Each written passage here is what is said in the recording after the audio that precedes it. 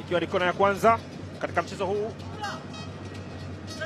nazungushwa na mpira ndani kwenye nafasi ya Zaheda, jaza ndani.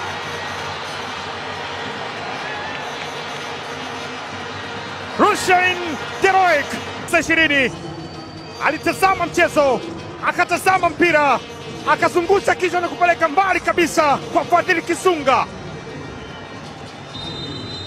Simba moja. Aondosha Jackson Shiga. Kagoma ameingia tena.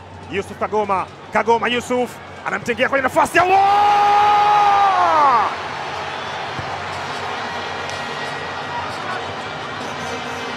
lia huku unasimulia muda utoshi.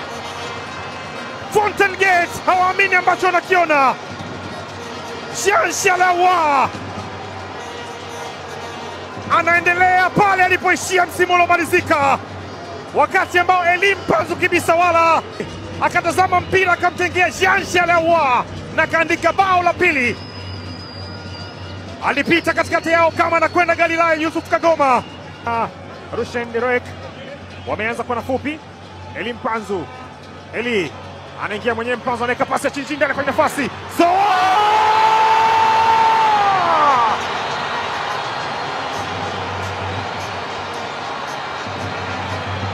Ule mdundo ngoma mliotaka kusikia, ngozi yake sasa imewambwa. Elim Panzu ikamkuta Jonathan Soa kwenye nafasi, akaikamilisha mission yake.